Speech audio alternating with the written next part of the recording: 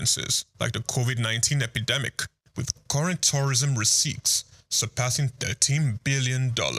However, as visitors awe at history, international trade passes via Egypt's Suez Canal, one of the most important sea lanes in the world. The canal is a vital bypass for international commerce, connecting the Mediterranean Sea to the Red Sea across a distance of 193 kilometers. Suez Canal tolls brings in billions of dollars for Egypt each year, more than $9 billion in 2023 alone, making the canal more than simply a historical site. It is a vital component of international trade. The Suez Canal Economic Zone, a center for commerce, logistics, and industry, was likewise fueled by the canal. Agriculture comes next, especially near the Nile. Important products including wheat, rice, cotton, and dates are grown in the lush Nile Valley and Delta. Citrus fruits, particularly oranges, which are highly sought after in Europe and the Middle East, are among Egypt's biggest exports worldwide. Innovations in irrigation and climate-smart farming are growing, and agriculture still contributes to national food security and rural lives. Infrastructure and energy are also changing quickly. By exporting liquefied natural gas to Europe and other countries, Egypt has established itself as a new energy center in Africa and the Mediterranean. This change includes the SOUQ gas field, one of the biggest in the Mediterranean. In addition, Egypt is developing smart cities, high-speed rail, and new administrative capitals, while investing in solar energy through initiatives like the Bendon Solar Park, Africa's largest. Not to be overlooked is Egypt's creative economy. The film industry in Cairo is sometimes referred to as the Hollywood of the Arab world, and pop culture in North Africa and the Middle East has long been influenced by the Egyptian literature, music, and television. Young Egyptian creatives are already establishing new industries, such as tech companies and fashion. Thanks to the growth of social media and digital storytelling, Egypt has geopolitical weight due to the advantageous location at the intersection of Europe, the Middle East, and Africa. Its position as a continental power is further supported by its participation in peacekeeping missions, commercial agreements such as COMESCA and the African Continental Free Commercial Area AFCFTA, and regional diplomacy. However, the way Egypt skillfully combines innovation with tradition is what really makes it stand out. It is one of the few African countries where a more than 5,000-year-old civilization still shapes its economy and reputation outside. Egypt continues to leverage its history to forge a strong and aspirational future, whether it's a software entrepreneur in Cairo, or a relic in a museum, or a ship across the Suez. This is Just Africa, and I am Chike Okolo.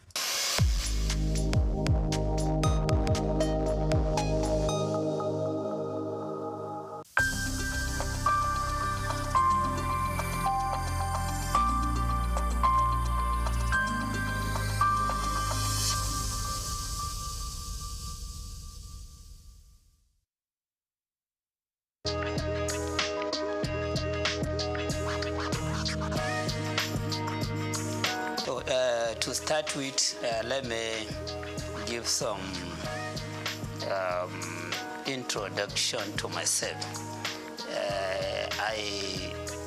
As you said, I was a former commissioner of finance. I was a commissioner of finance during the Ganduja's administration from June 2015 to October 2018. I was there for 28 months, okay, as a commissioner of finance.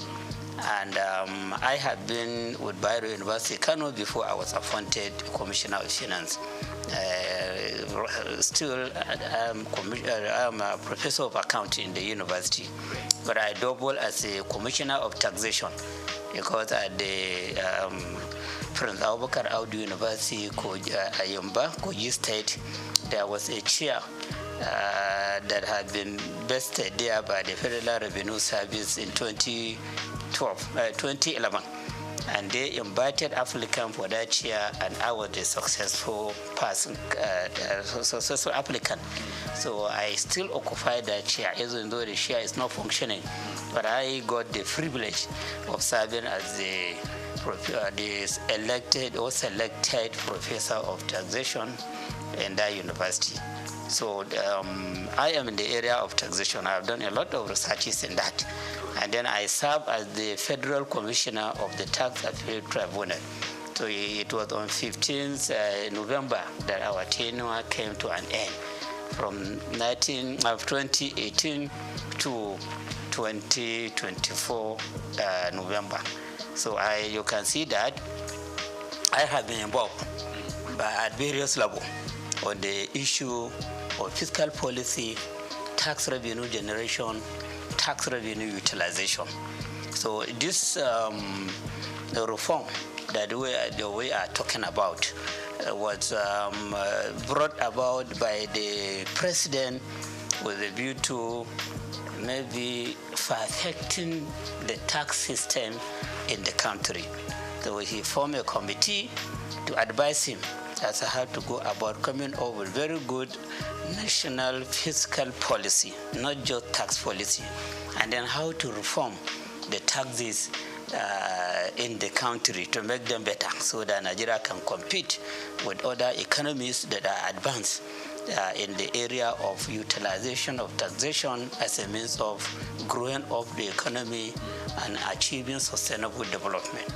So this I know, the process and all that have gone into this project of reform. So bills were developed out of the report of that committee appointed by the president under the chairmanship of Mr. Tayo Oyedele. And for the first time in the history of forming a committee in Nigeria, we had a committee that the president has given the power of implementation. So it's not just about recommending something to him. It is about coming up with a report which will be convincing to him, and if he's convinced, he will ask them to be involved in the implementation of the recommendation of the report. So I think that is why the committee just presented the proposed bill to him without taking this bill to the public domain. Because of the trust that he has on the committee, he just sent the bill to the National Assembly for consideration, for passage into law. And in the bill, they even gave deadline as to when the bill to be passed into law. They expected that the National Assembly would deliberate on this committee, on this bill, to the extent that the bill will be passed into law before 1st January 2025, so that by 1st January 2025, the content or the provision in these bills will begin to be implemented by the government. 4 bills were developed and proposed. And then unlike the expectation, the comment you made that people are more concerned about the administrative, tax administrative bill. What the bill that is generating the highest controversy is the Nigerian tax bill. That is the bill that has made provision for repealing about 11 taxes that are currently existing, including the VAT itself, including petroleum profit tax, including personal income tax, including companies income tax, and other taxes like capital gain tax, casino tax, etc., etc. And then about 14 laws that are related to taxation, including laws that are designed to exercise control over consumption, over production.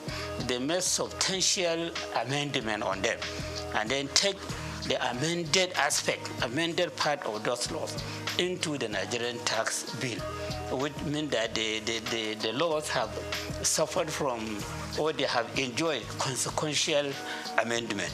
So this bill, which is expected to become an act by 1st January is now becoming an amalgamation of most of the taxes that Nigeria is using now. Most of the taxes, those that have been repealed, part of the provision in them have been injected into the Nigerian tax bill. Those that have been considered for consequential amendment, they are also captured in the Nigerian tax bill. And then they made a lot of paragraphing, creating part, creating section, etc., to the extent that the content of that bill is about 220 pages. So you have to develop the stamina. You have to be used to reading before you read everything from the beginning to the end. And if you don't do that, you may miss a lot of things. And you may be talking ignorantly about the content of the bill. And unfortunately, that is what is happening in the public domain. You hear people talking ignorantly about the content of the bill. They just listen to news, radio, television. When they hear the comment of somebody, then they will amplify that comment ignorantly without reading the bill and understanding the content of the bill. So that is the one that is enjoying the greatest controversy. Of course, others too are enjoying some controversy. The Nigerian tax administration bill, because it is in that bill that the new sharing formula for VAT was stated.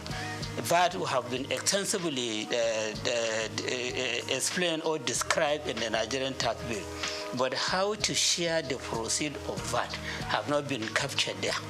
That provision could only be seen when you go to Nigerian Tax Administration Bill, which is the bill that has been designed to show how the tax authorities in the country at the federal level, state level, and local government should be relating with one another so as to avoid conflict, so as to avoid a situation whereby all of them may go to a taxpayer with different dimension of claims. The bill was designed to achieve this main objective, to resolve the conflict that has been happening between tax authorities or even revenue generating agencies. Because when you talk about the revenue, we shouldn't be talking just about the tax revenue. You have revenue that custom is collecting. That bill, second bill, is saying that customs should no longer be involved in collecting revenue. It is the Nigerian Revenue Service that should be collecting. Customs, let them take care of their responsibility of checking item coming in, item going out, which is another area of clash. These custom people, they are used to collecting money. Okay, and they are used to, many of them, a lot of allegations are there as to how they are collecting this money, how they are not remitting the correct amount. So now, collection of custom duty will no longer be the responsibility of custom official, custom service. It's the Nigerian Revenue Service that should be collecting. The same thing with all other agencies of government that are considered as revenue centers. So that bill has made adequate provision to show that they know the moment this bill was passed into law, they don't have any power to collect revenue. It's the Nigerian Revenue Service that should collect. Let them deal with their own responsibilities of stabilizing the economy, ensuring control over consumption, over production, over whatever. But then collection of revenue is not their own. And then between the said Internal Revenue Service and the Nigerian Revenue Service, there should be harmony. If there are revenues sources that are difficult for the state revenue service to utilize in generating revenue, they can bring in, they can collaborate, or they can reach agreement with the Nigerian Revenue Service to do the collection and then share the amount collected as per the agreement, or take cost of collection as per the agreement and then give the state internal revenue service or even local government revenue committee what they deserve. So the expectation of the Nigerian Revenue Nigerian Tax Administration Bill is to bring about harmony and understanding. So how that could be brought about is a question to be answered. Because of the nature of Nigerian, the nature of official, and the way the people put their eyes on money. They want to be the one collecting money or keeping money or doing something with money. And now you are saying that all those that are used to that, they have to they will be suspended from doing that, or they will be barred from doing that. It is only that agency, the Nigerian Revenue Service, that will be doing it. So there are some issues there that are calling for a question, okay, understanding among the agencies involved or the tier of government involved, and then of course patriotism to ensure that whatever we do as revenue collectors, as treasury managers, as revenue utilizers for the execution of various projects, we demonstrate ethics, we demonstrate honesty and integrity. The revenue agency itself, before now, the revenue agency is behaving as if it is for the federal government. And this bill that has been sent to the National Assembly is encouraging the Nigerian Revenue Service, which will now replace the Federal Revenue Service and the law that established it. It's encouraging it to consider itself as a federation agency, not federal government agency. It is to be serving the interests of the federation. And so the concern of the state should be addressed by that agency. The concern of local government should also be addressed. It should be an agency that should be mentoring local government revenue agencies or tax authorities and state government revenue authorities or tax authority, so that they carry themselves together as a team, then ensuring that we have very good tax system in the country, that we have adequate revenue generation on taxation, which should be put to use for executing various projects that will bring about sustainable development in the country. So when you look at all the provision made in the Nigeria Revenue Service Bill, they are talking about the need for harmonious working relationship. They're talking about the federal Nigeria Revenue Service to serve as the model to state revenue service and local government revenue committee, so that they have very good understanding in implementing the provision in the Nigerian tax bill and the Nigerian tax administration bill. So all the provisions are like that. And then provision have been made adequately as to the position of the executive chairman of the State Internal Revenue Service, the need for governing board, which will have that chairman as the chairman, the need to have the technical committee at the state level, and who are to be members of that committee, the whole and representation to be drawn from various MDAs and other agencies of government and federal government into the committee, and many other issues. And even at the local government level, there is a need for local government revenue committee, which should be chaired by the councillor in charge of revenue or finance at the local government level, and who the members are and their function. So when you look at all the provision there shouldn't be any controversy. Even if there will be controversy, it should be less, and it should be something that could be resolved. For example, personally, I will not support a situation whereby the chairman of the State Internal Revenue Service should also be the chairman of the board. This is against corporate governance system. And then the same person will be the chairman of the technical committee.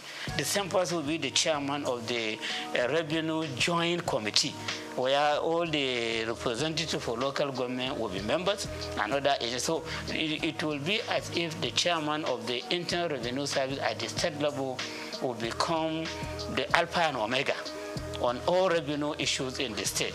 And that person may even be seen himself to be more powerful than Commissioner of Finance. When I was Commissioner of Finance, I was serving as the supervisory person on all the activity in the Internal Revenue Service. The chairman of Internal Revenue Service should be reporting to me, should be taking orders to me. He shouldn't be going directly to the governor. But the provision is showing that the chairman of Internal Revenue Service is equal to the commissioner. And in fact, they were even saying that governor is just to nominate him and has to go to the House of Assembly for clearance. Just as commissioner will go to House of Assembly for clearance. And there is no provision to show that this person should be answerable to the Commissioner of Finance. So something like this, I think many people may not see it, but with my own experience as a Commissioner of Finance, who have been intimately related to the Minister of Finance that time, I know the problem many states were facing as they empower the chairman of the Internal Revenue Service, they empower too much the Accountant General against the Commissioner of Finance, who should be the supervisor to all these agencies of government. So issues like this are there, and appropriate action need to be taken by the National Assembly in correcting the lapses in the bill. Then the last one, which is about institutionalizing revenue board. Okay, a revenue board. Before we have joint revenue board. Before we have joint tax board. So now that joint tax board is an appendix of the personal income tax. It's just under personal income tax. So now the drafters of the bill, they will want joint revenue board to be on its own. I have a law supporting it, so that at the federal level, where we have the chairman of the Federal Revenue Service, he will now serve as the chairman of the Joint Revenue Board. Then all the chairmen of the Internal Revenue Service at the state level will be members. Ministry of Finance will have a representative. Ministry of Budget and Planning will have a representative. And you have some other agencies of federal government that may send representative into that board. So that board will be taking decision on monthly basis on where improvement should be made, how to solve problem between one tier of government and another, and many other things, which will be very, very beneficial to the president or the Federal Executive Council, and then beneficial to governors and the various state executive council on fiscal policy and on utilization of taxation to generate revenue and on utilization of the revenue being generated by these agencies. Because many people are having the feeling that the agency, they collect this money and they spend the money. But in real sense, they only collect, but they remit to the government, into the treasury of government. So while they collect, they have the responsibility of collection, they don't have the power to spend a kobo from the amount generated. It is the government that takes care of that. So the Joint Revenue Board has been given a lot of responsibilities in that bill. So when it becomes act, become a law of itself, so the Joint Revenue Board will now be more powerful than what we know before as Joint Tax Board. So this is just the summary of the bill that have been sent to the National Assembly for passage into law.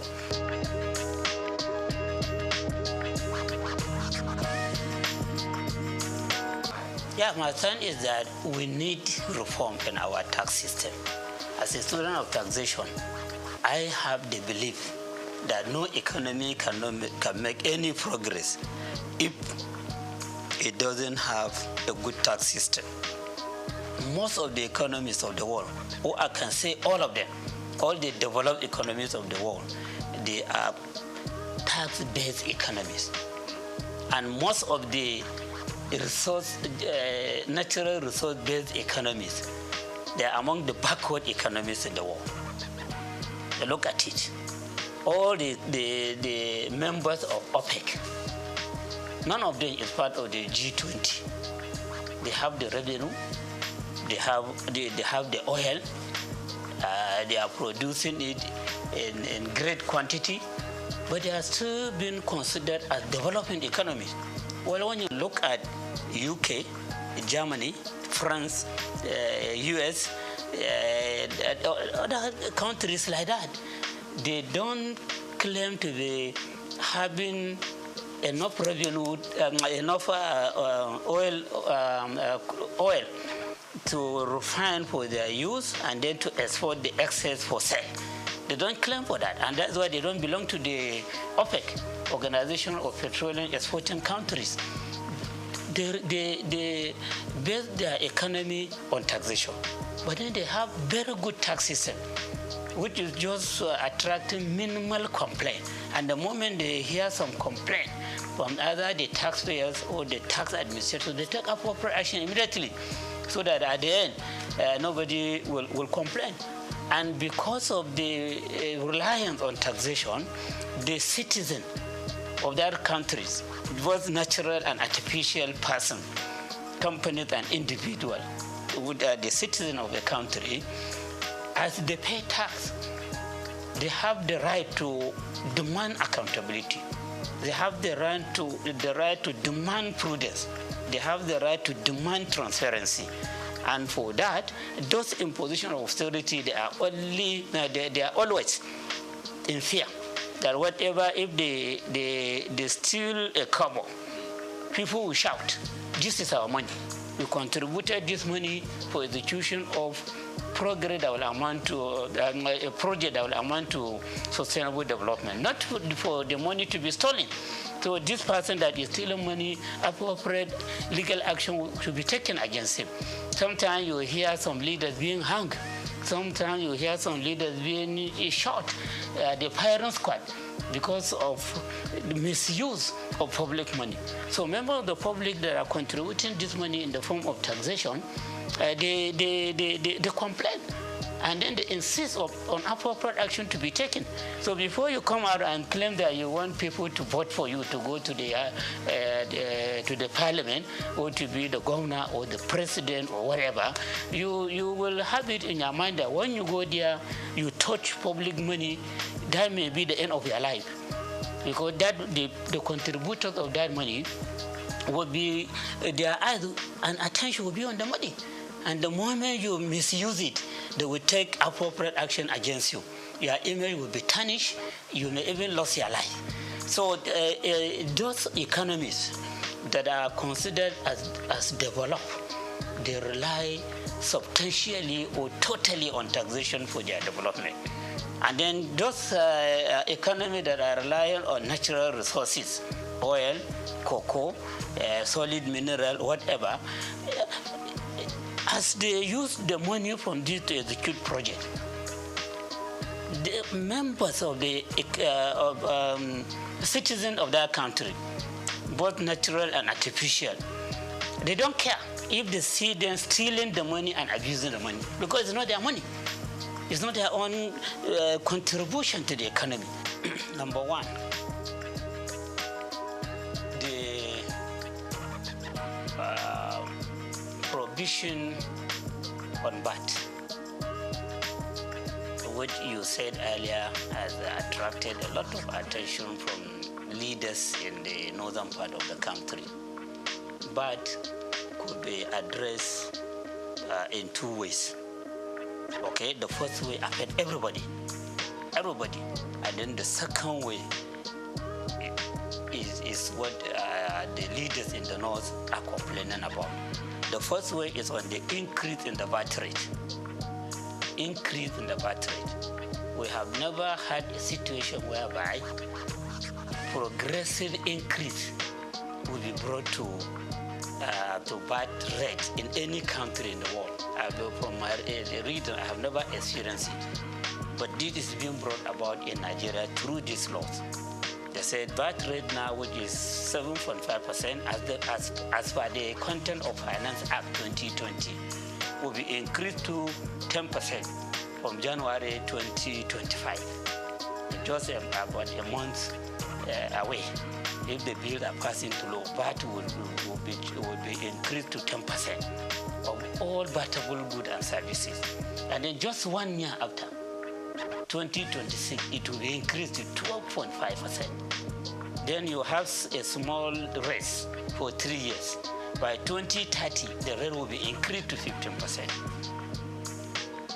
So you can see the progression in the increase of VAT. And the moment you increase VAT rate, inflation will come up very powerfully, especially as you are increasing from 20 to 2025, 2026, you are increasing 2.5%. So the goods and services throughout the country, you see their prices going up. And there is no separate market for battable goods and services and non-battable goods and services. No separate market.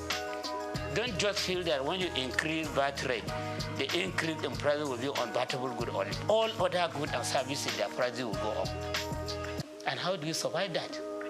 Nigerians now are complaining about fuel subsidy removal, electricity subsidy removal, and many people have become unemployed. Many people have become disabled. Nobody, any earner of salary can claim to be saving anything for investment. People are borrowing money to top up to the income that they have for survival.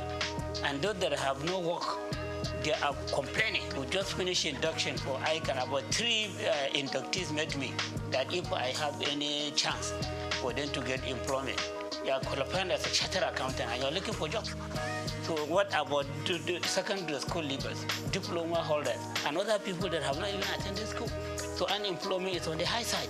And increase in inflation is a killer to businesses, because when you don't have people buying, you have to stop production. You have to stop providing services. And when you stop production, you sack your employees. And then you have more people go into the employment market and labor market. So increase in the VAT rate is a very big killer to an economy. And this is a problem that affects all the states in Nigeria.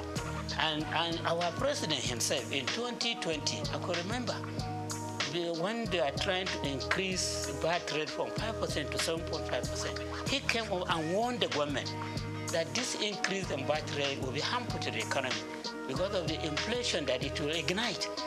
That was during his, I think, 68 or 69 birthday lecture. When he was to comment, he talked harshly against the increase in VAT rate. And now the same government is accepting the bill to go to the National Assembly for increase in VAT rate on a continuous basis. So I see this as a very big mistake. The timing is very wrong. And then the policy, the idea of progressively increasing VAT rate, especially as Nigerians are complaining about the subsidy removal, electricity subsidy removal. So this is one thing that need to be looked into. And as we are interested in generating more revenue through taxes, particularly consumption tax, we have to be very careful about the consequences of the increase. And this is for the whole country. So that is one part. The second part is about the sharing of the amount that will be generated. Yes, right now, when VAT is generated internally, and of course the one for custom, they put it together and share it using vertical formula and horizontal formula. Vertical formula between federal government, state government, and local government. So federal government takes 15%, state government 50%, local government 35%. That's how they share it vertically. And then for local government and state, since they are not at the same level in terms of population, in terms of level of economic development, in terms of weight for industrial development, so they have to use the separate formula. And they agreed that 50% of whatever belongs to state government should be shared equally. 30% should be shared on the basis of population. And then 20% should be shared on the basis of derivation. And that derivation, the simple language, is about the contribution of every state to the VAT that has been generated. And at the local government level, they are to consider the contribution of each local government to the VAT that has been generated. Okay? So at the state level, when you say contribution of every state, on the bar that have been generated. Consumption is much more in some state than in some other state. But then the formula, the derivation, the term derivation, this date, that is being applied now, is giving priority to state where the head offices of companies providing services and goods are located.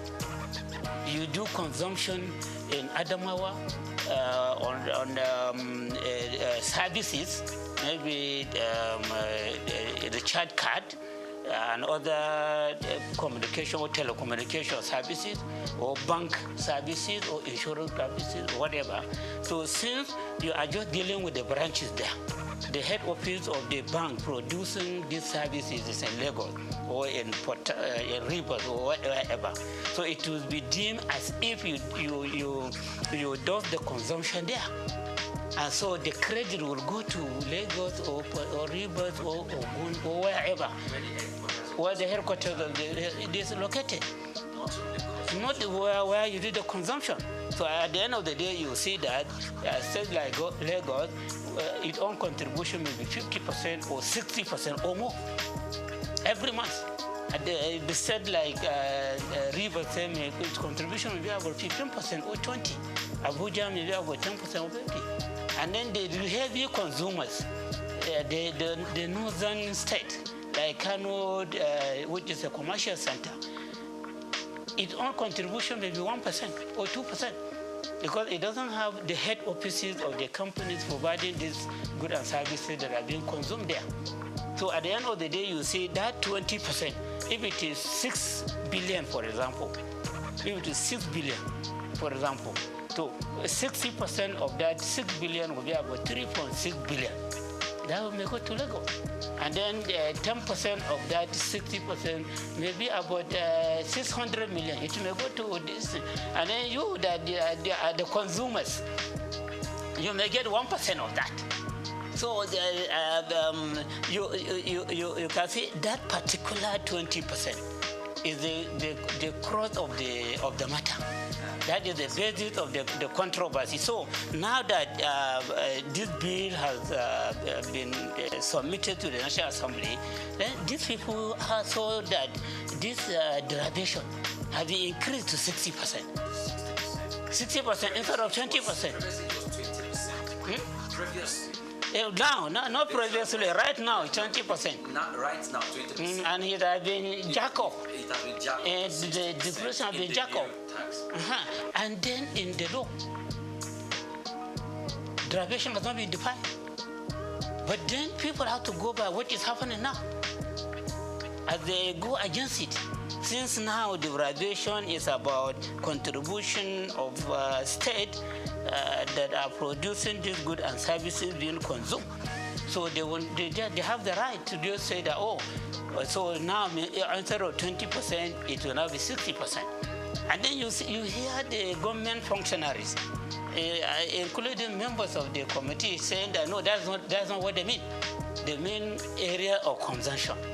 This 60% derivation is about consumption area, not location of the headquarters of company that produce the good or services. You should have defined that in the law. When you say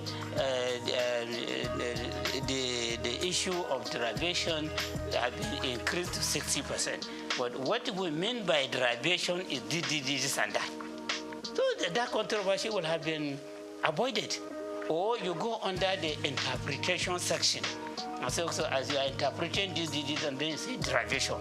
By derivation, we mean this, and that. That has not been done in both the Nigerian Tax Act and the Nigerian Tax Administration Act. So you can sympathize with the people complaining.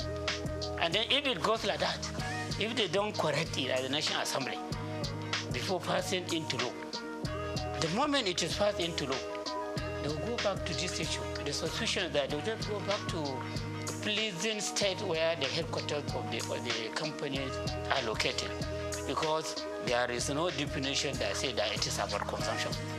So everything needs to be documented. Yeah, in a society that is well informed, you should always talk on the basis of evidence. And evidence in accounting, we said you prioritize when you are to prioritize between two evidence, verbal and written. Written is more important than verbal evidence. Okay, and that is why in court, even if you say you give verbal evidence, they want to write it down and read it for you. Then you sign or you put your thumbprint that yes, this is your comment. Because written evidence will continue to remain. Verbal evidence could be denied in a later date. So these are two issues, all based on that. And then you can appreciate why people are talking too much on this matter, to the extent that they don't even care to notice other lapses that in the act. But they, as student of taxation, I have to read and try to pinpoint lapses that need to be corrected so that we have a perfect reform on taxation or on revenue generation in our dear country.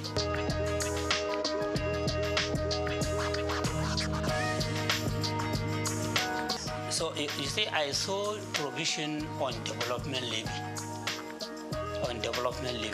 That there will be development levy, and that development levy will be 4% of accessible profit of companies whose turnover is more than 50 million per annum.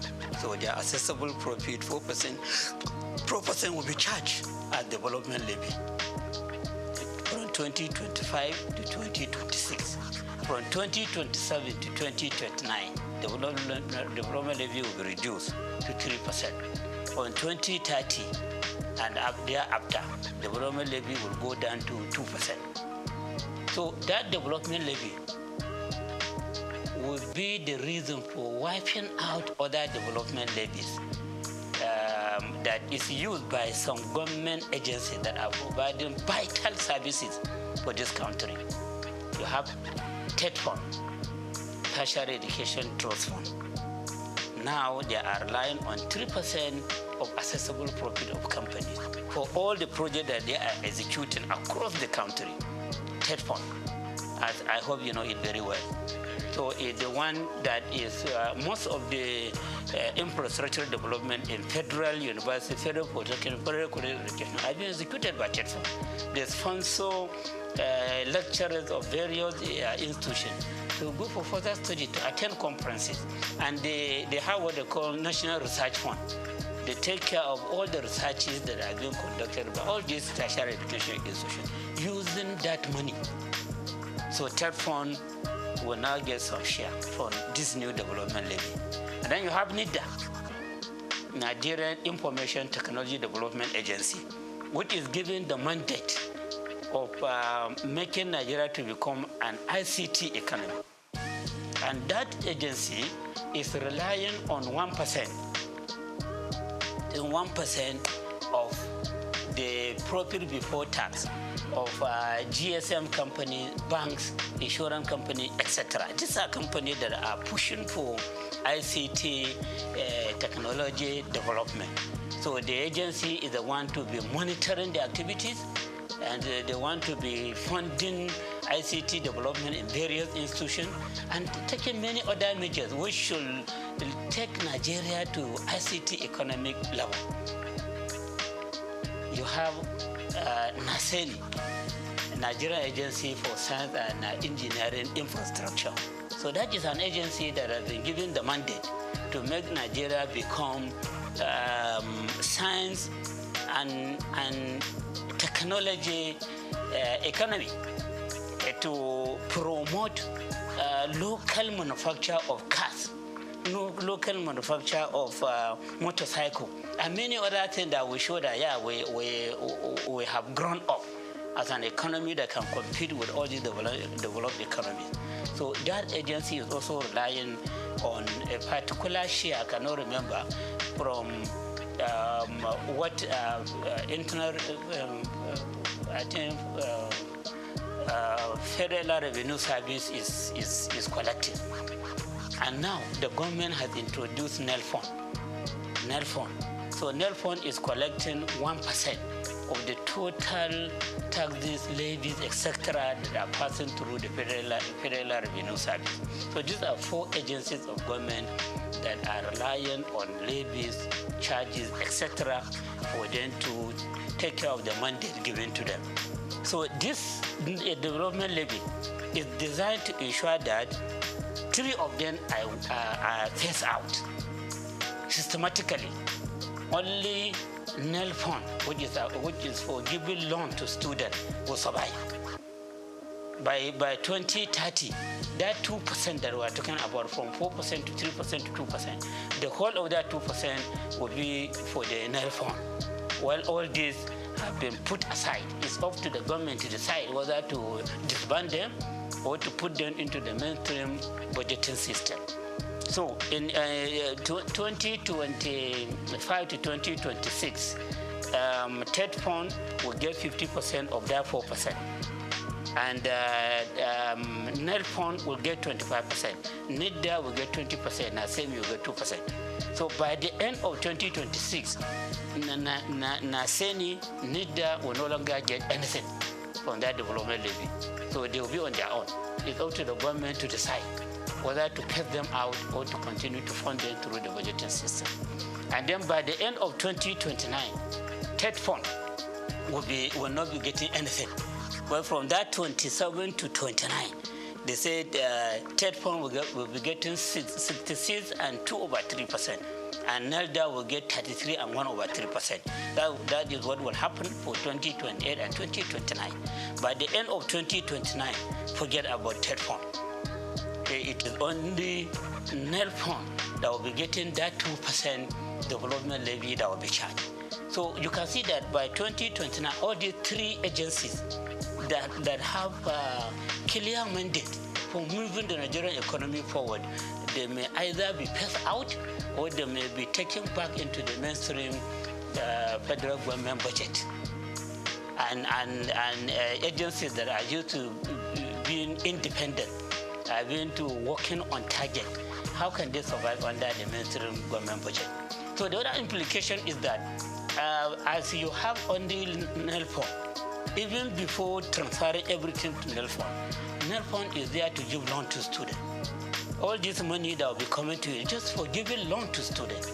So this shows that a Nigerian student will mainly become debtors. And when they become debtors, will they have the mouth to complain about the government being a debtor nation? Nigeria as a whole becoming a debtor nation. Every day loan is increasing. So students too will now become debtors. Secondly, the federal institution, all these federal universities, they are not charging tuition fee up to now. They only charge registration fee. University of Lagos, University of Ibadan, Bayero University, Kano, ABU, all these federal universities, and many of the state universities, they don't charge tuition fee, just to encourage children of the poor to attend university or polytechnic or colleges of education. So as TED fund is put in place, nobody can claim that he or she cannot pay tuition fee. And then no university or polytechnic should be going to government asking for money. In fact, government may even give them target of the amount that they should be remitting to the government. Because you are charging tuition fee, you are charging registration fee, you are having enough money to take care of yourself. And then we want you to remit something to us because we own the federal university college education polytechnic. So at the end of the day, you see that students will become debtors, students and their parents who insist on making sure that their children attend universities or polytechnic or college of education. And then the universities will no longer be complaining about insufficiency of funds, because private universities are not complaining of it. They have their founders who are funding them and they are charging fee. Some are even charging 2.something million per semester in Nigeria here. Some are charging 2 million, some are charging 1.5 million per semester, and some per session. And so they have a lot of money to execute various projects, to pay high salary to their staff. And then the private universities, they are complaining that no money. When you go, they say no money. Even for execution of project, you either third point to do it for you, or you go cap in hand as for support from individual and organization to execute project for you. But now that you are allowed to charge fees, and the student, if they don't have money to pay, or their parents don't have money to pay, to go to NELFO to collect loan for the payment of the tuition fee and the registration fee, and even for living costs. And they made it very clear that when you borrow such kind of money, you will start making repayment 2 years after graduation, and even 2 years after graduation until you get a job to do. And then from the job that you are doing, you'll be paying 10% annually up to when you finish paying the loan. How will that be feasible in Nigeria? How will that be feasible? So this provision too is a matter of concern. Yes, for people that will look about what will happen in the future. Look at the implication of the policies contained in that bill. Okay? So I'm of the opinion that to correct these lapses, they should just stop at the first formula. When you collect 4%, you increase the rate to 3%, as again to 4%, as again 3% for third point, in order to accommodate other agencies, and you stop charging the other rate. And then, so the first year they said 50% will go to third point, which is like reducing what third point is getting from 3% to 2%. I hope you understand. When I say 50% of 4, that is 2. Before third point is getting 3% of the accessible profit. So we can manage with the decrease from 3% to 2%. And then NEL fund, which is the baby of the government, will give you 20%. Okay? Then NISDA, which is having very clear mandate of making the Nigerian economy an ICT economy, 20%. Then NASENI, 5%. Saying we don't care much about the technological development that may come to manufacturing cars, motorcycles, etc. We give them 5%. And then allow them to look for means of further funding themselves. So you stop at that, but not to scrap any of these agencies. So that's my own advice. Okay? So that is another important area that need to be addressed in this bill before they are passed into law.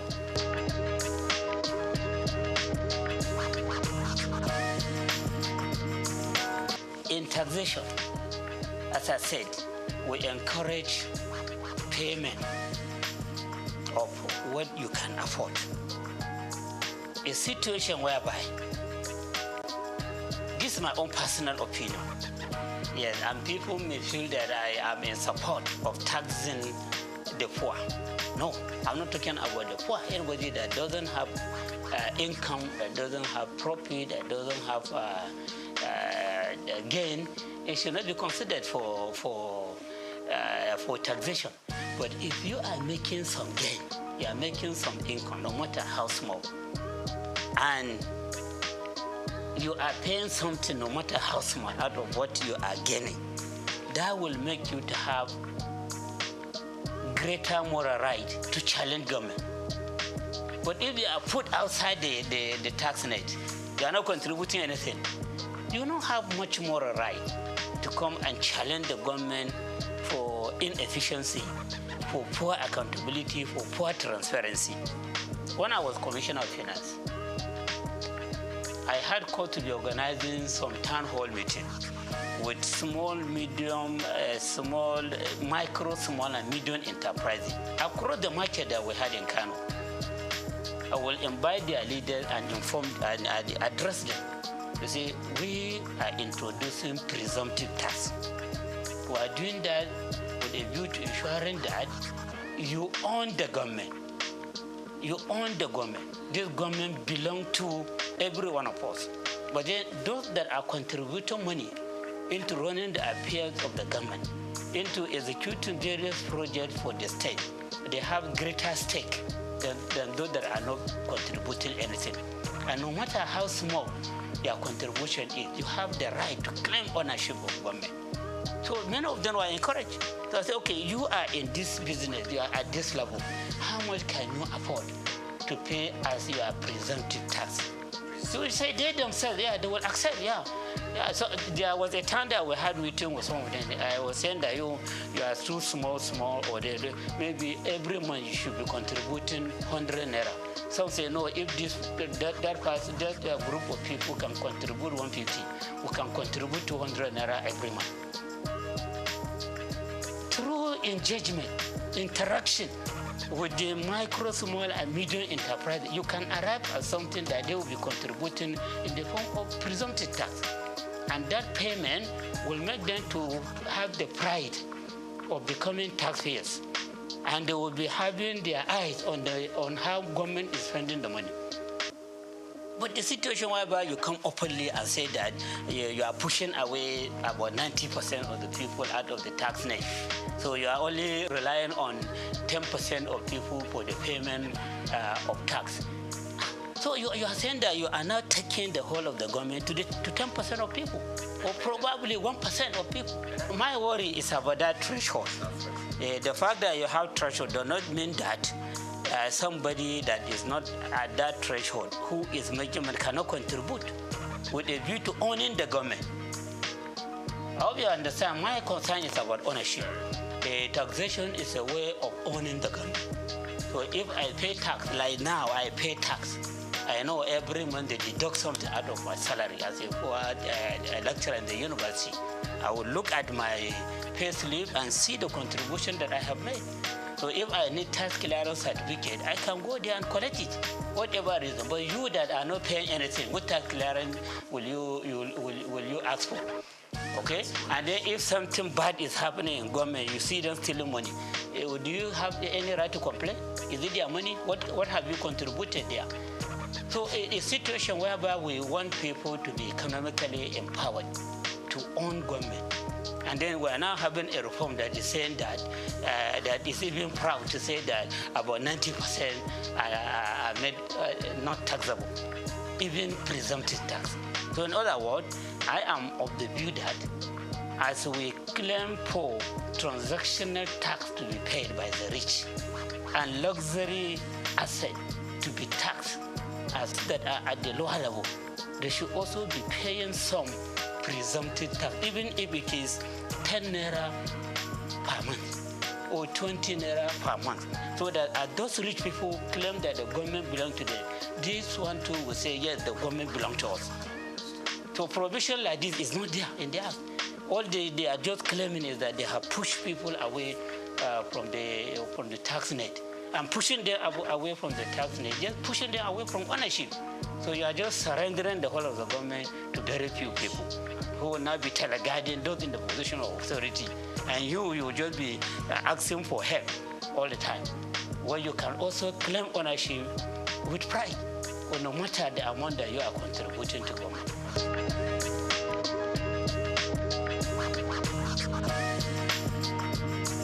The other aspect of it is this absence of adequate provision in the Act on property tax.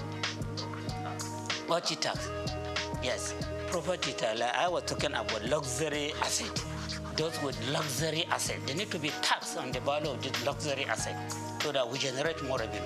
Those that are doing the transaction of high volume of money, they need to be taxed for this transaction. That's what we call transactional tax. So you can see that as we are talking of relieving the poor or income earners from tax, from this tax rate, we are not talking much about taxing the rich in the bill. It is not clear as to how properties of the rich people in this country who are very small. Someone was even telling me that in Nigeria, where you see 99% of the wealth of the country is in the hand of 1% of the people in the country. That 99% of the people of this country, they own only about 10% of the wealth of the country. What a gap! If this is true, we have not done any study empirically to ascertain this figure. But you can see some sign of it. And you need taxation to bridge the gap. And then as you are arguing for the bridging of the gap, you now have a reform that is throwing away 90% of the people from the tax net, and then the people drafting the bill are even proud to say it. So I have reservation on this. If I found my way, I will agitate for appropriate correction to be done. And that does not mean that I'm agitating for the taxing of the poor. I'm talking about those that can afford. They are not for the personal income tax rate, but then they pay presumptive tax with a view to owning the government, with a view to ensuring that the government is not allocated to only the very few rich. And then these few rich, in the other way around, there are no adequate provision, there are no clear provision to see how their wealth will be taxed.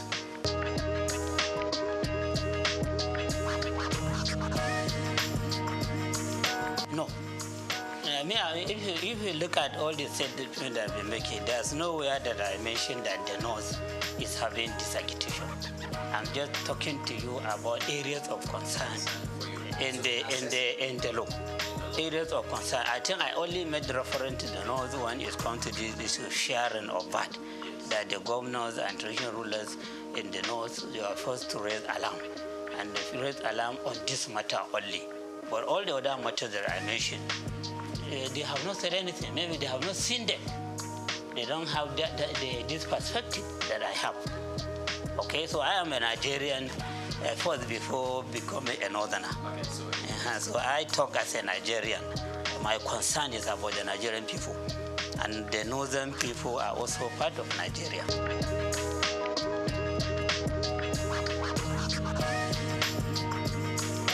Yeah, you see their position, or the worry they expressed just about the injustice they suspect from the issue of VAT collection and sharing. And even that provision has been made perfectly, I doubt very much if they will complain. And then secondly, they may be having the suspicion that the drafters of the bill were just reading the mind of the president. A president who was a governor in Lagos State, who developed, people are just having the feeling that he was the one that developed the Lagos agenda, which is about making Lagos State to have a special status in Nigeria.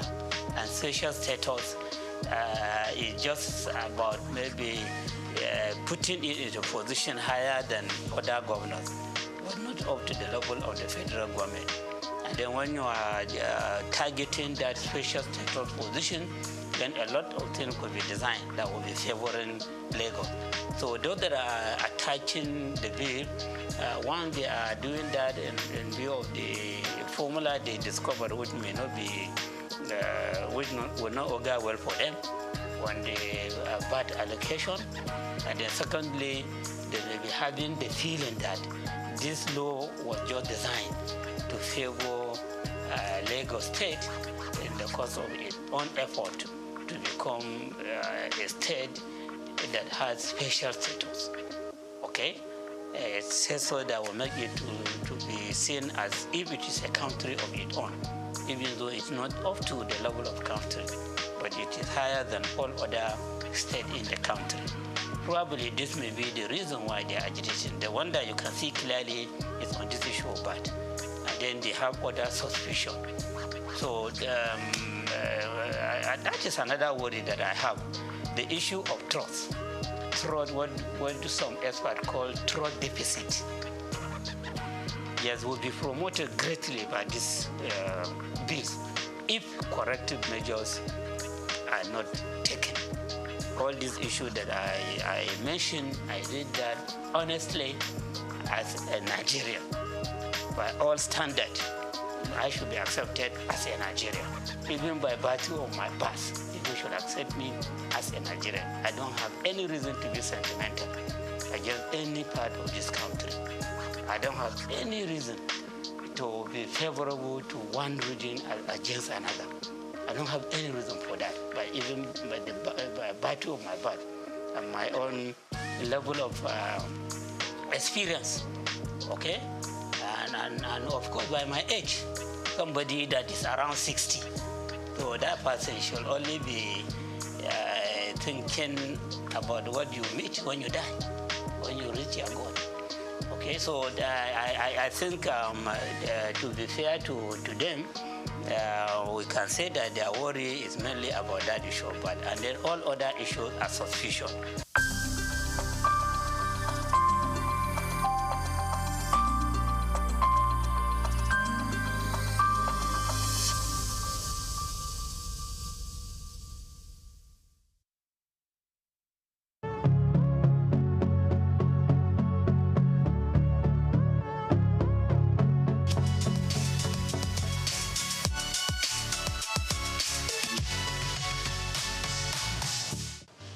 Well, I think as the name goes, we are still faring very well. We are still holding on. Basically, Niger Delta Power Holding Company Limited is a Nigerian company owned by the federal government of Nigeria, the 36 states, and the 774 local governments. The federal government has 47% shares in NDPHC, and the 36 states and federal capital territory, plus the 774 local governments, own the remaining 53%. Originally, it was supposed to be a stopgap, build and sell power plants to increase the power availability. But in the process, as the company moved along, they discovered that if you build power plants, you also have to build complementary transmission networks. And then if you have transmission networks, you will also need the distribution network so that the power can ultimately get to the consumers. And so because of the gap that was in the sector at the time, Niger Delta Power Holding Company Limited was asked to build more power transmission networks, substations, injection substations. So over time, we had grown into the behemoth that we are today. Principally, we have 8 power plants functioning now, and then 2 are in the process of being completed. So that's what Niger Delta has been. But basically, I can say without any iota of contradiction that Niger Delta Power Holding Company Limited has been able to increase the capacity, the network capacity, by about 50%, and of course the distribution capacity by about 60%.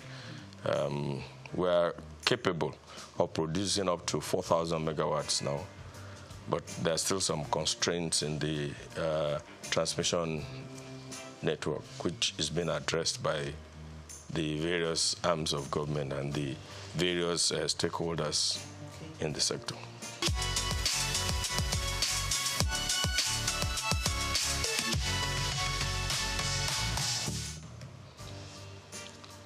If I want to talk about the problems in the power sector, you need more than an hour program. They are multifaceted. And each time solutions are being found, they are not far-reaching enough. For instance, before the enactment of the Electric Power Sector Reform Act, it was thought that the problem was we didn't have enough generation power, and that's what gave rise to the NIPP, which is the National Integrated Power Projects, which was basically to increase the power availability in Nigeria. And there were gaps because at that time, I don't think the solution was holistic enough. I'm talking of during the time of President Olusegun Obasanjo.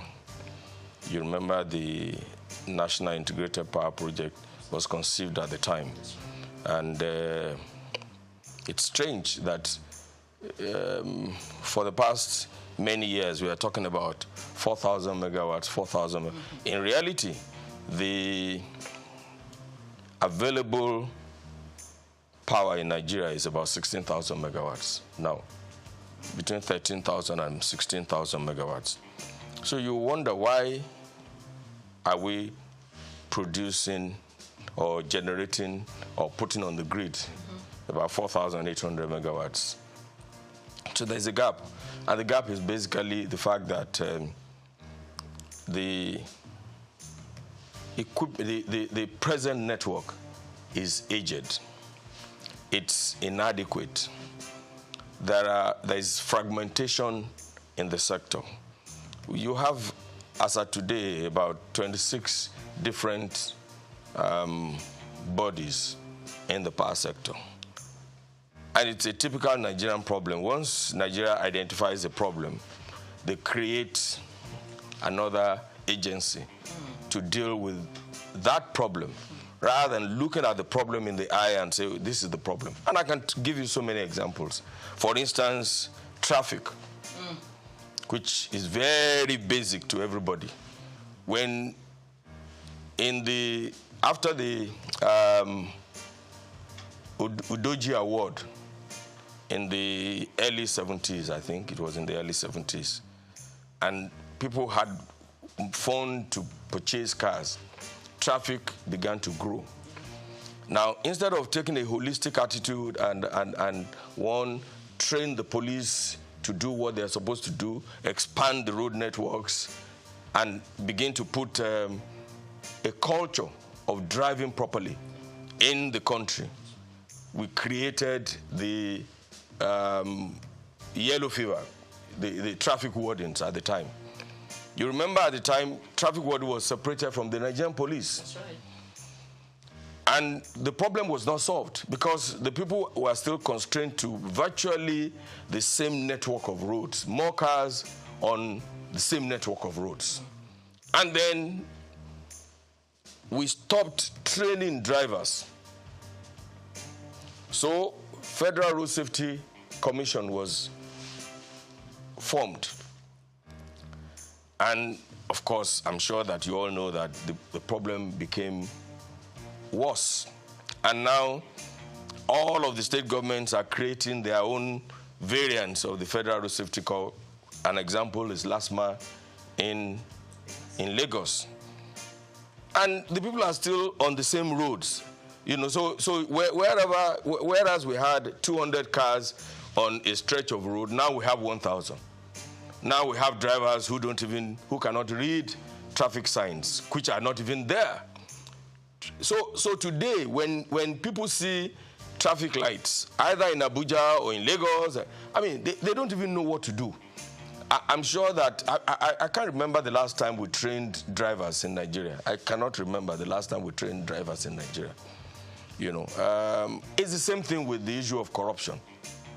When we detected, corruption was increasing, we started creating so many variants of, and I always ask the question, where is the equivalence of EFCC in the countries that we're trying to be like?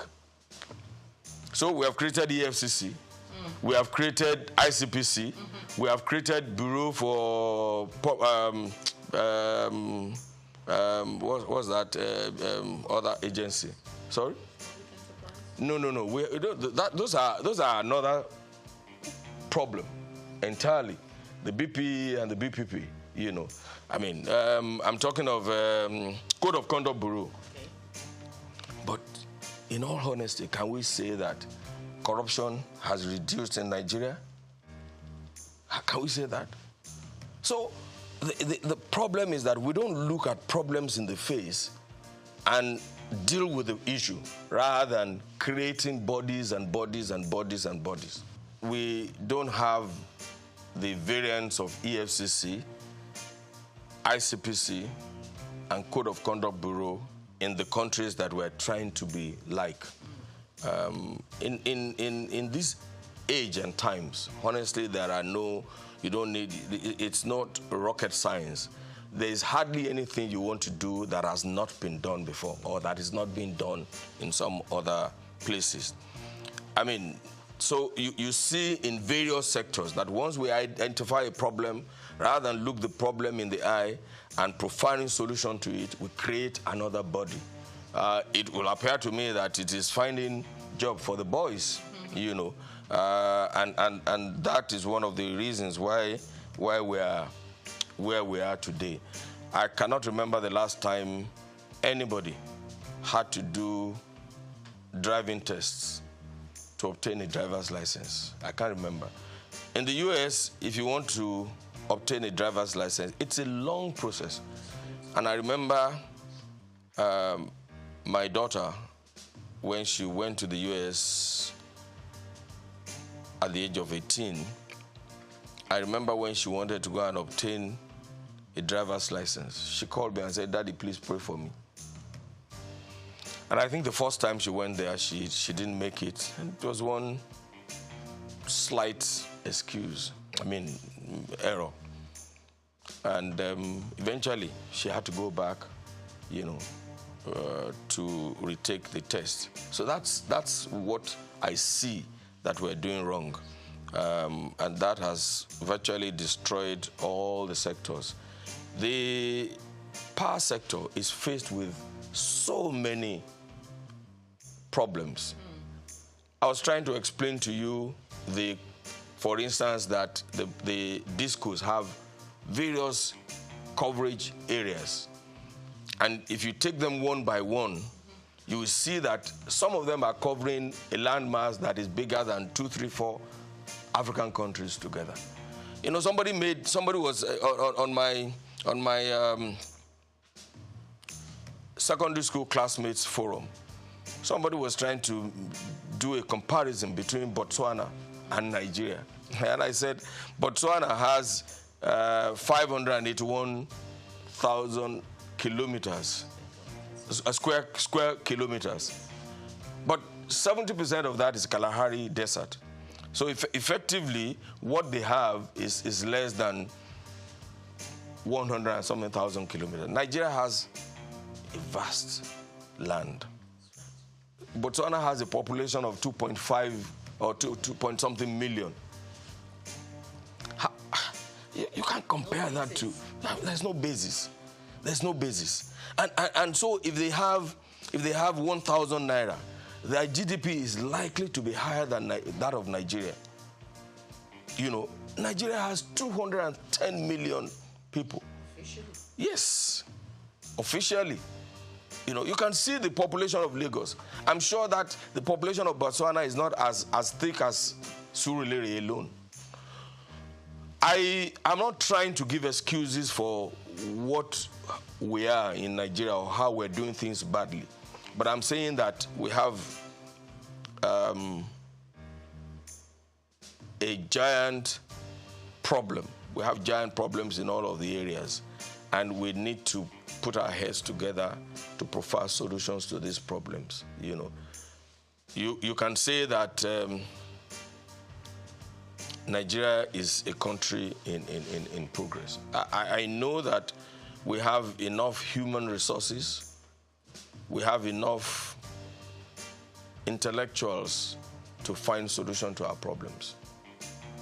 And I'm beginning to see that the government of President Bola Ahmed Tinubu is tackling the problems headlong.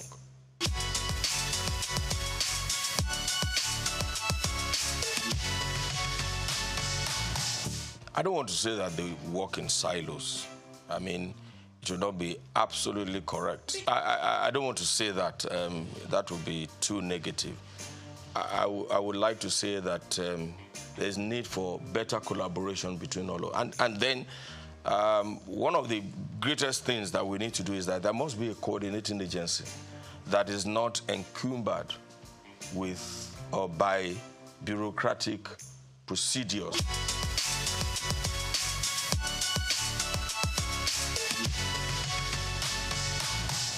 Okay. NEC is supposed to be the regulator in the society. Now, like I said before, if you have a regulator, they must be trained.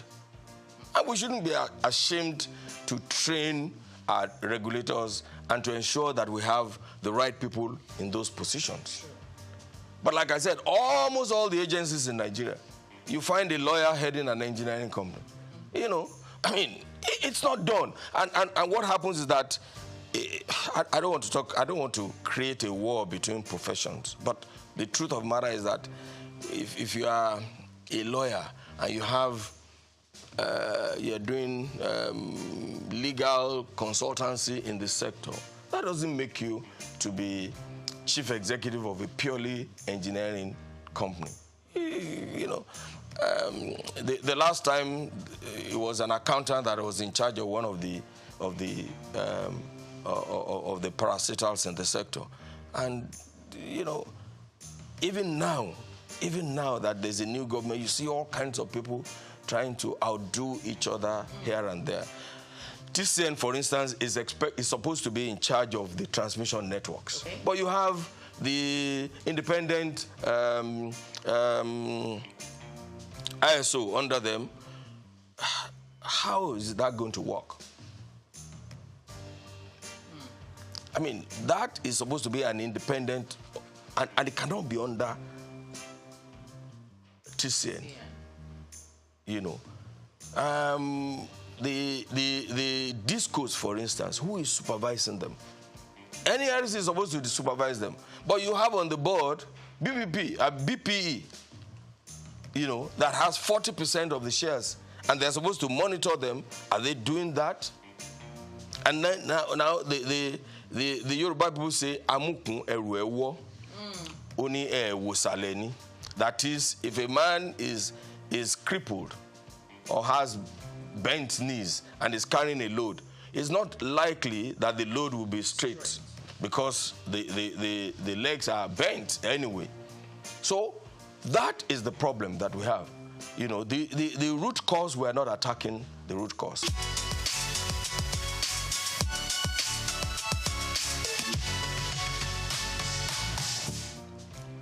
You know, the electricity power sector reform has a transition program. But unfortunately, because we didn't do the privatization properly, we gave it to people who have no financial resources.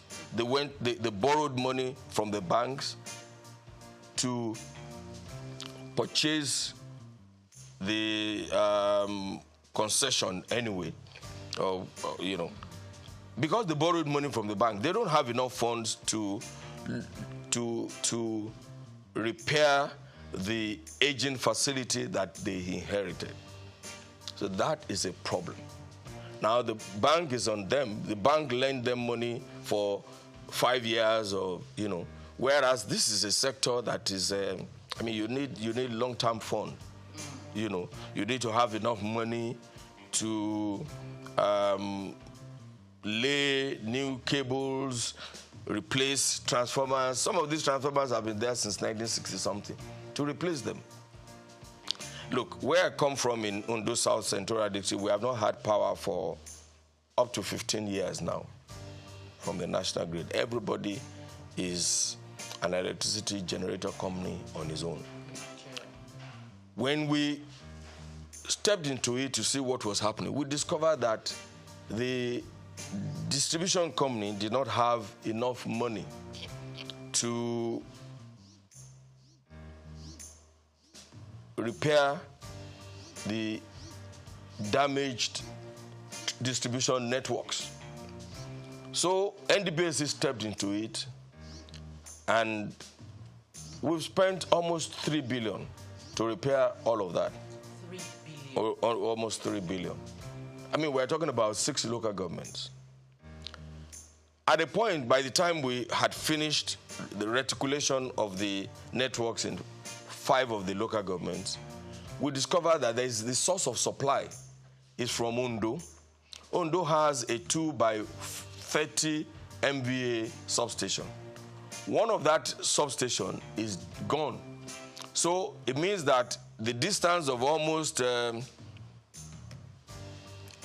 kilometers from Ondo to Ore and to Ilaje, to Igbokoda area, to Mahin and Co. Just one single 33 kV line is coming from that. So by the time the light gets to Okitipupa, what you have is candle light. It's the same thing we saw in Lafia, for instance. For years, Lafia, even the government house in Lafia was being operated on generator because the single line feeding Lafia and the entire Nasarawa state is from Abuja. So that's why we stepped in and built the 330, 132, 33 kV substation, which was commissioned early last year by President Muhammadu Buhari. And you can see the joy in the faces of the people. Now, in Ondo South Senatorial District, for instance, they are the NDDC, not NDPHC, is building a 132 kV substation in Uderinije, which should help to bring power from Omotosho and to that area. But they have been on it for years now. And without the completion of that, there's nothing that can happen in the place. They will still have candlelight. So these are the problems. Now, NDDC is independent of NEC. It's virtually independent of the DISCO. It's independent of but they are doing a good work because they have offered to do, they have identified the problem and they have offered to do it. But who is coordinating these activities to ensure that everybody is working? And you know, one of the things I always complain about is that since this past 6-10 years, for instance, TCN has many of its projects are 85-90% completed. Some of the problems are just way-live that the government should collaborate with the state governments to resolve. But what do you have? A substation is ready in Akure, for instance. A 330 kV substation is ready in Akure. The transmission line is supposed to come from Oshogbo to Akure, and another transmission line is supposed to come from Benin and drop in Akure. Because of way-live issue along the route from Oshogbo to Akure, that project has been stalled for almost 6 years. So there has to be an organization that is above NEC, that is linked only to the president, that will look at all of these things. I talked about the fragmentation in the sector. You know, look, and let me tell you something. I know that electricity is a commercial venture. Yeah. And when you put your money there, you should be able to recover your investment.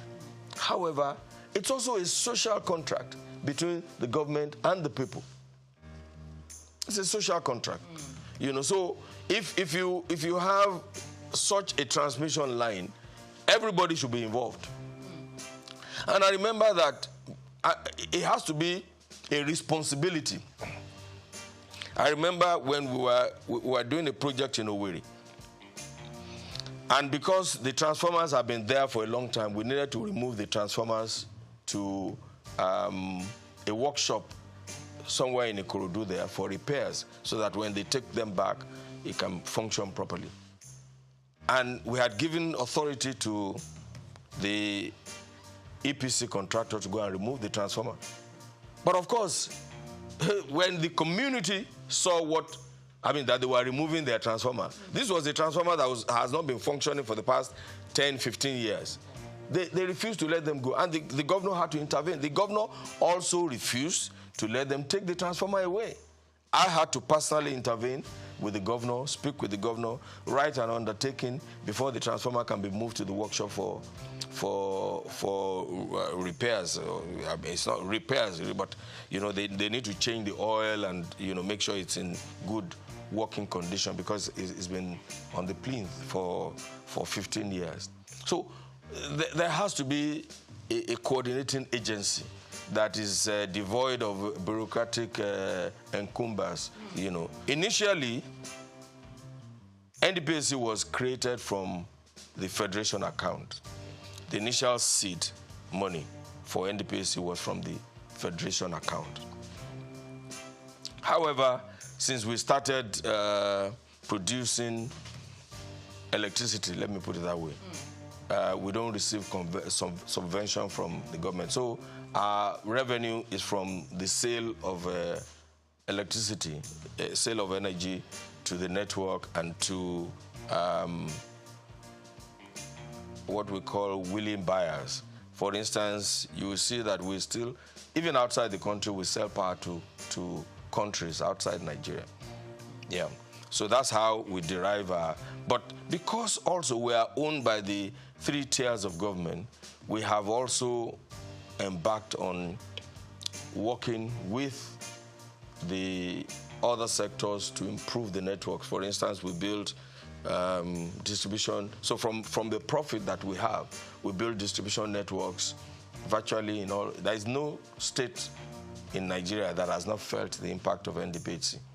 And then we, like I said, the transmission substation in Lafayette was constructed by NDPC.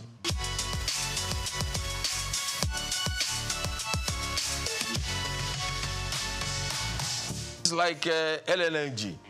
I mean, you cannot. I mean, the LNG cannot receive subvention from the federal government anymore. You know, I mean, of course, initially, government put in their own investment and the private sector put in their own investment. I'm hoping that we will move away from this structure in NDPC. I'm really hoping that we'll and adopt the NLG structure, for instance, and bring in a huge investor to acquire 49% so that we can start operating like an LNG. You know, there's a lot of confusion in the society, you know, and even those even some high government officials don't even know the functions of NDPC. They don't even know. I mean, we were in a gathering some time ago, and a former minister who claimed to have been a part of the conception of NDPC was annoyed when somebody threw a question at him, and he said, "What are you talking about? I don't have power in my house, and you guys are sitting down there." And I had to lecture him and say, "Hey, I'm not supposed to put power in your house. I'm just a businessman, you know, in the sector, producing oil, I mean, producing power, electricity, like every other person, like, what's the name of Elumelu's Transcorp Power, and selling it. That's all we are."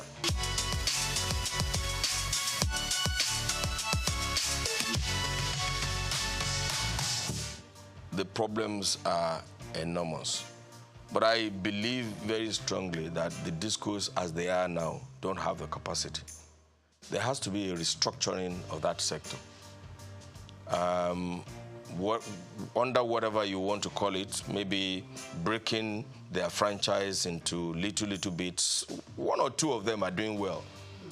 Eco, Disco, Ikeja Disco, yeah. Because, and also, you know, the problems are different. So, but for most of them, look, let me give you an example. If you need to, under Yola Distribution Company, I mean, you know how wide that sector, I mean, that part of the country is. If you need to take a 33 kV line from one town to the other, you may be doing 100 kilometers. Whereas under the Eco Disco franchise, I mean, 100 kilometers will do 2, 3, 4, 5 communities. So we need to restructure this discourse. We need to support the discourse to develop a new program tailored to reduce ATC and C losses. What is ATC and C? Aggregate technical, commercial, and collecting losses. Now, when you take power from Ondo, for instance, to Ilaje, 100 kilometers. By the time, and don't forget that along that route, you are dropping power for Ajebandele, for this, for that. By the time you get to the end, what you have is candlelight. So you will need to and the discos don't have the finances to do these things. I said earlier that the privatization was not properly done. Okay. I'm not sure that those people have an understanding of what they were getting into.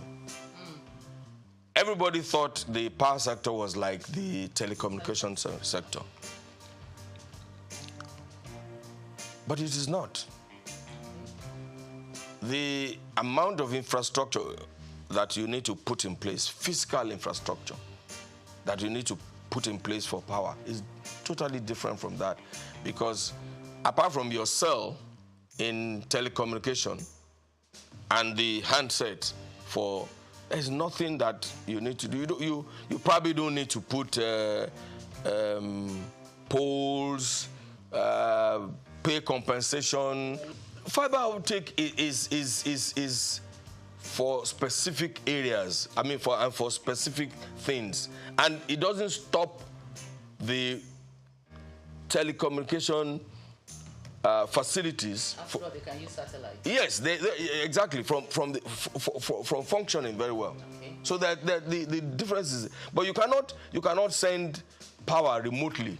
You need cables, you need poles, you need transmission lines, you need all sorts of things. You need transformers.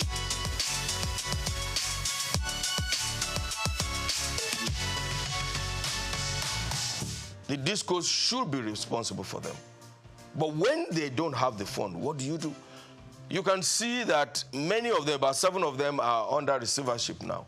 Some sort of receivership or the other. You can see. Because they borrowed money from the banks and they were not able to pay back within the time they thought, I mean, they were going to be able to pay back. They were taking over.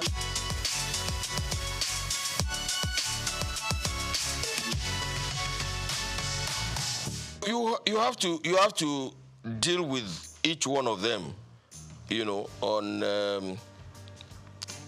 it has to be a tailored solution to each disco. You cannot apply the same brush for all of them.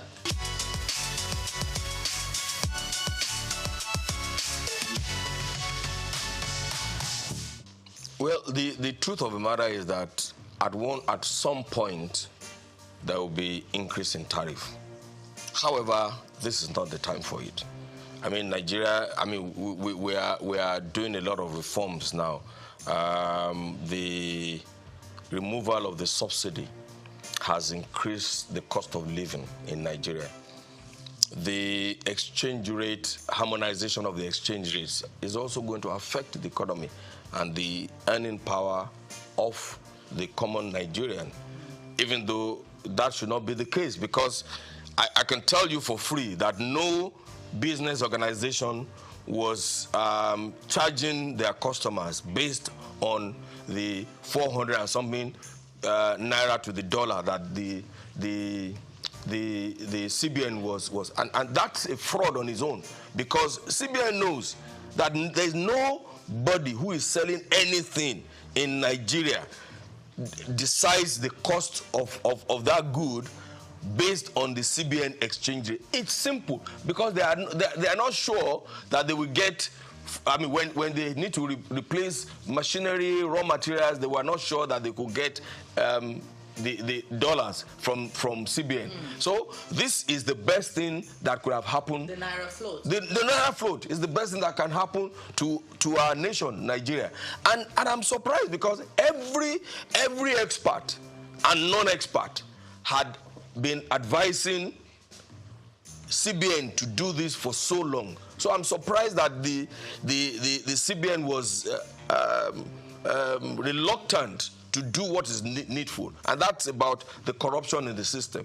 So this is not the time, and I'm advising government too. This is not the time to increase tariff.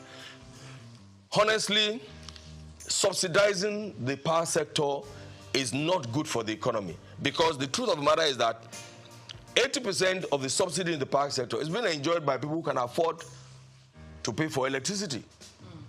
That's the truth. The low tariff pays only the rich.